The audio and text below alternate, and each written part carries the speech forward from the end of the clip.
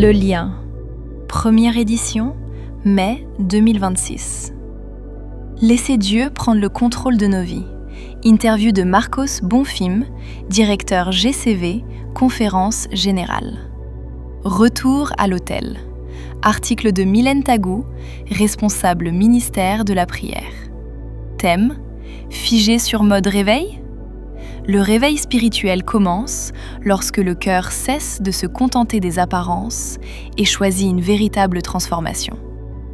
Les contributeurs: Michael Bijou, Rajiv Bouzvia, Steph Chinegadou, Laetitia Ducasse, Danick et Aurélie Guéot, Roselyne Labonne, Axel Lamhing, Alain Lamour, Nadine Martial, Paradis Razafine Dracoto, Annick Rivet, Benjamin Rose, Philippe Sababadi, Mylène Tagou, Doan Tigresse, Loïc Tigresse, Clivy Venkia.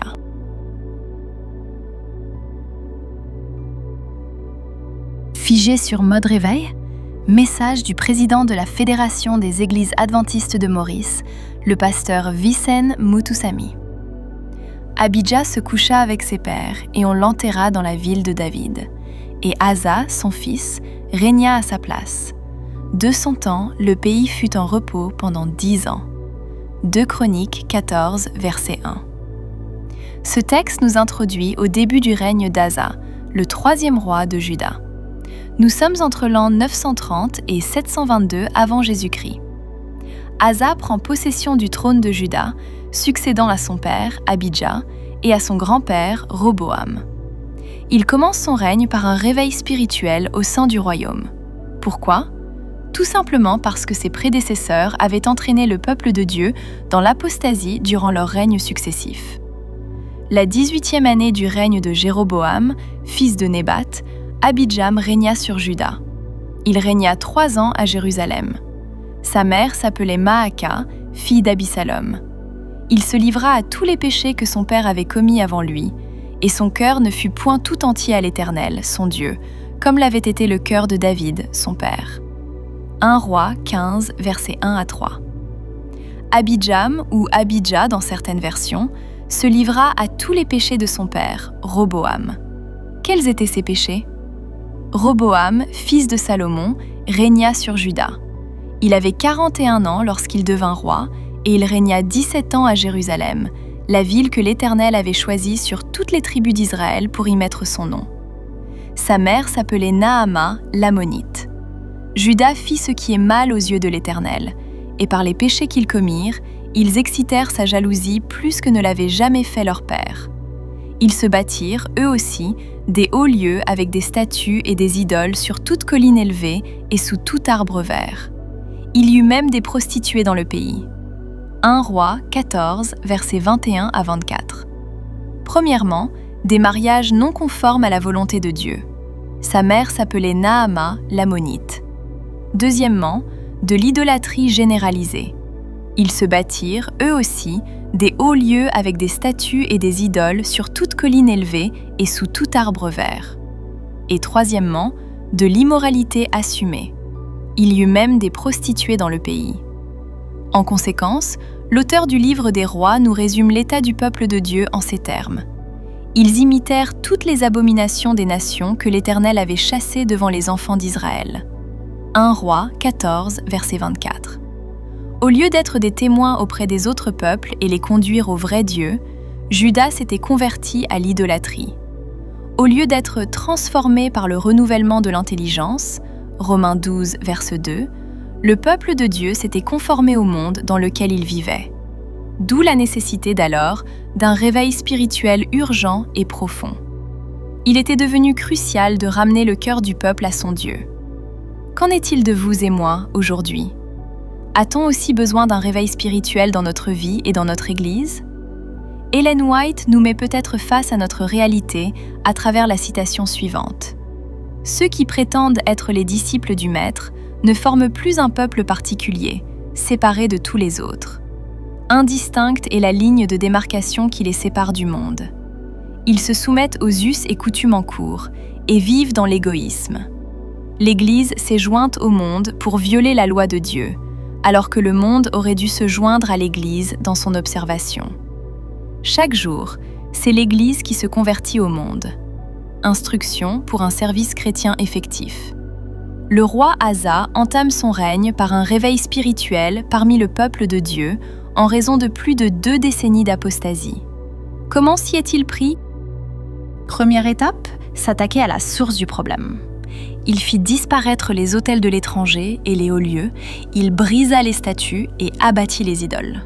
2 Chroniques 14, verset 2. Comment ce peuple, qui avait reçu la loi de Dieu de manière surnaturelle et surpuissante, a-t-il pu tomber dans l'idolâtrie ? À cause de l'influence des femmes étrangères avec lesquelles Juda avait alliance. Lorsqu'Israël fut assez fort, il assujettit les Cananéens à un tribut, mais ne les chassa point. Juges 1, verset 28. Pourtant, Dieu avait été on ne peut plus clair. J'établirai tes limites depuis la mer Rouge jusqu'à la mer des Philistins, et depuis le désert jusqu'au fleuve, car je livrerai entre vos mains les habitants du pays, et tu les chasseras devant toi. Tu ne feras point d'alliance avec eux, ni avec leurs dieux. Ils n'habiteront point dans ton pays, de peur qu'ils ne te fassent pécher contre moi, car tu servirais leurs dieux, et ce serait un piège pour toi. Exode 23, versets 31 à 33.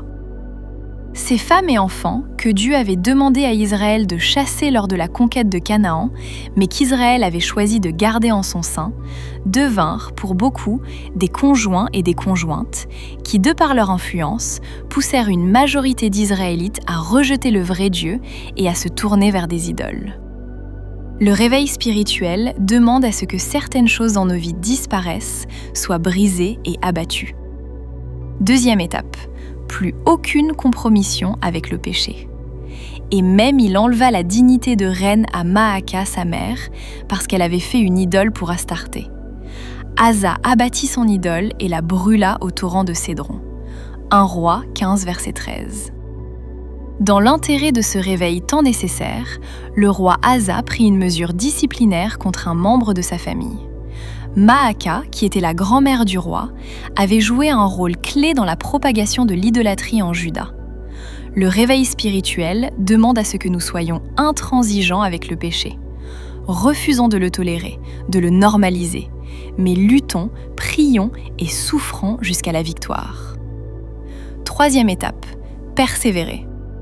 Mais les hauts lieux ne disparurent point, quoique le cœur d'Asa fût en entier à l'Éternel pendant toute sa vie. 1 Roi 15, verset 14. Généralement, l'initiative de construire des idoles et des hauts lieux venait du roi du pays. Mais il existait aussi des initiatives individuelles. Certaines personnes érigeaient leurs propres idoles et lieux de culte privés. En entamant son projet de réveil spirituel, le roi Asa fit détruire toutes les idoles et tous les hauts lieux publics que ses pères avaient construits. Toutefois, beaucoup de personnes refusèrent de détruire leurs idoles et hauts lieux privés et choisirent de continuer à vivre dans l'idolâtrie. Le réveil spirituel demande de la persévérance. Dieu n'a pas besoin d'une foule, mais d'un reste, et même d'une seule personne. Et si nous avions besoin de plus qu'un réveil ? Avons-nous besoin d'un réveil spirituel dans notre vie et dans notre Église ? Et si nous avions besoin de plus qu'un réveil ? Il, Asa, ordonna à Juda de rechercher l'Éternel, le Dieu de ses pères, et de pratiquer la loi et les commandements. 2 Chroniques 14, verset 4. Asa a non seulement demandé au peuple de rechercher l'Éternel, c'est ce que nous appelons un réveil, mais il les a aussi enjoints à pratiquer la loi et les commandements. Un véritable réveil doit donner lieu à une réforme. Ellen White nous explique la différence entre réveil et réforme. Un réveil implique un renouveau de la vie spirituelle, une réanimation des forces de l'esprit et du cœur, une résurrection de la mort spirituelle, alors qu'une réforme entraîne une réorganisation, un changement dans les idées, les théories et les habitudes. Instruction pour un service chrétien effectif. Serait-ce exagéré de dire que notre Église traverse un temps de crise ? Non pas une crise financière, administrative ou théologique, mais une crise spirituelle. Est-ce par manque d'un réveil spirituel ? Ou est-ce plutôt parce que nous sommes restés figés sur mode réveil ? Certes, certains ont besoin d'expérimenter un réveil spirituel. Certains ont besoin de rechercher l'Éternel parce qu'ils ont négligé les fondamentaux de la foi, que sont la prière, l'étude de la Bible, l'adoration et le travail missionnaire. Mais il semble bien que beaucoup d'entre nous sommes figés sur mode réveil. Nous recherchons l'Éternel continuellement et de tout notre cœur. Nous participons à toutes les semaines de prière, aux journées de jeûne, aux diverses réunions de prière et aux retraites. Nous adorons Dieu fidèlement, sabbat après sabbat. Nous étudions la parole de Dieu régulièrement. Nous nous engageons envers Dieu. Et ensuite, nous nous réengageons. Mais quel est le résultat de cette recherche de l'Éternel dans notre vie ? Notre vie change-t-elle concrètement ? Sommes-nous transformés de gloire en gloire ? Reflétons-nous de plus en plus l'image et le caractère de Jésus ? Devenons-nous une meilleure personne ? Un meilleur conjoint ? Un meilleur parent? Un meilleur enfant? Un meilleur collègue? Un meilleur membre d'église? Un meilleur disciple? Un meilleur chrétien? La recherche de l'Éternel, le réveil spirituel, doit nous conduire à l'obéissance envers l'Éternel, la réforme. Lorsque le réveil donne lieu à la réforme dans notre vie et dans l'Église, les bénédictions de l'Éternel descendent de manière naturelle. L'une des plus grandes bénédictions qui résultent du réveil et de la réforme est la manifestation de la présence de Dieu parmi son peuple. L'Esprit de Dieu fut sur Azaria, fils d'Obed, et Azaria alla au-devant d'Asa et lui dit « Écoutez-moi, Asa, et tout Juda et Benjamin. L'Éternel est avec vous quand vous êtes avec lui. Si vous le cherchez, vous le trouverez. Mais si vous l'abandonnez, il vous abandonnera. » 2 Chroniques 15, 1-2. Quand le réveil spirituel donne lieu à une transformation de notre vie, Dieu manifeste sa présence dans notre vie et dans l'Église. Que se passe-t-il lorsque cela se produit ? Il rassembla tout Juda et Benjamin, et ceux d'Éphraïm, de Manassé et de Siméon qui habitaient parmi eux, car un grand nombre de gens d'Israël se joignirent à lui lorsqu'ils virent que l'Éternel, son Dieu, était avec lui. 2 Chroniques 15, 9. Lorsque les peuples autour virent que Dieu était de nouveau avec Juda, ils se décidèrent à se joindre à Juda. Il est essentiel de rechercher le réveil spirituel, mais le problème est que nous restons souvent figés sur mode réveil. Le réveil doit produire la réforme. Tout ce temps que nous passons dans la prière, l'étude de la Bible et l'adoration doivent nous transformer d'une telle façon que ceux qui nous côtoient puissent voir Dieu dans notre vie et dans notre Église. C'est la méthode par excellence pour gagner des âmes au Seigneur. Nous sommes appelés non seulement à partager la parole, mais aussi et surtout à la refléter. Ne restons pas figés sur mode réveil. Recherchons la sanctification sans laquelle personne ne verra le Seigneur. Hébreux 12, le verset 14.